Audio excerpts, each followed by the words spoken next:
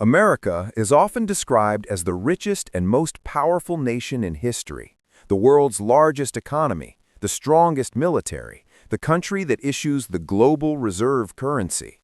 But beneath that image is a quieter reality that almost no one talks about. America is also the most indebted nation the world has ever seen. And the real question isn't how big the debt is. The real question is, who actually owns it? Most people think they already know the answer. They hear that China owns America, or that Wall Street controls everything, or that foreign governments are pulling the strings. But those explanations are comforting because they are simple. The truth is more complicated and far more revealing about how modern power really works. To understand who owns America's debt, you first have to understand what debt actually is. Government debt is not piles of cash sitting in a vault somewhere. It is a promise. When the U.S. government spends more money than it collects in taxes, it covers the gap by issuing treasury bonds. Those bonds are IOUs. They say, lend us money today, and we will pay you back later with interest. Those bonds don't just disappear after they are issued. They are bought and held by institutions all over the world. They are traded, pledged as collateral, and used as the foundation of the financial system. Treasury bonds are considered the safest asset on Earth, not because they are risk-free, but because the entire system is built around believing they are safe. Here's where the common myth falls apart. America does not own China. In fact, foreign governments altogether own only about a quarter of total U.S. debt. China holds less than 10%. Japan actually holds more than China. Neither country is anywhere close to being America's largest creditor. The majority of U.S. debt is owned inside the United States itself. Pension funds hold it to pay retirees. Insurance companies hold it to back policies. Banks hold it to meet regulatory requirements. Mutual funds and retirement accounts hold it because they are told it is safe.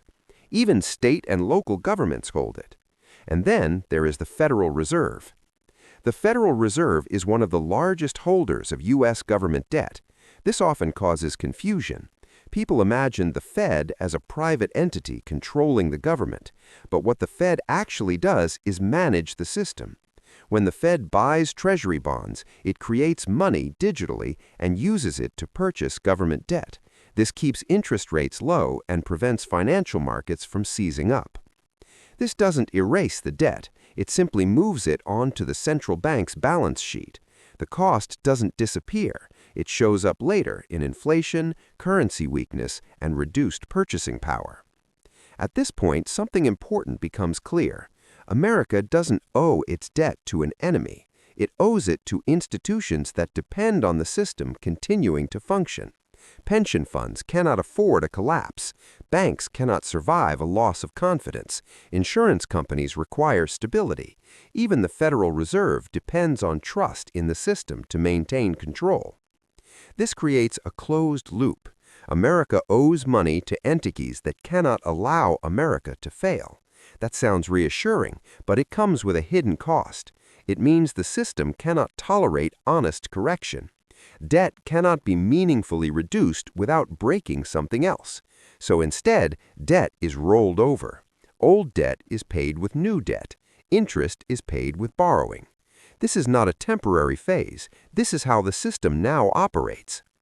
Foreign holders still matter, not because they own everything, but because they provide global confidence. Countries hold U.S. debt because the dollar sits at the center of trade, energy markets, and finance.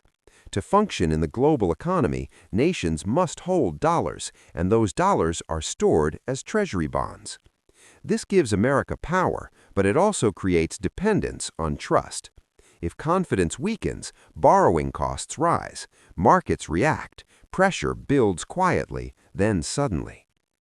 History shows that reserve currencies rarely collapse overnight. They fade. Debt grows faster than production.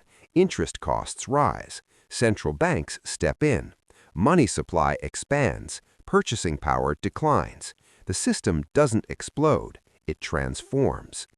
The British pound followed this path. So did earlier empires built on debt and trust. America is larger, so the process is slower, but the mechanics are the same. So who really owns America's debt? The answer isn't China, it isn't Wall Street, it isn't a single institution. America's debt is owned by the system itself, a web of incentives, obligations, and expectations that cannot stop without causing damage. This is why debates about debt feel meaningless. No one wants to touch the core problem because the system depends on continuing exactly as it is. Debt is no longer a tool, it is the operating system. And this matters to you because debt reshapes wages, savings, housing, and opportunity. When debt grows faster than productivity, asset owners benefit and wage earners fall behind. This isn't about morality, it's about structure. Debt doesn't disappear, it shifts across generations, across classes, across time. Understanding who owns the debt means understanding where power flows and where pressure builds. History doesn't repeat exactly, but it always leaves clues. This is Legacy of Money, where history explains what balance sheets don't. Subscribe to Legacy of Money.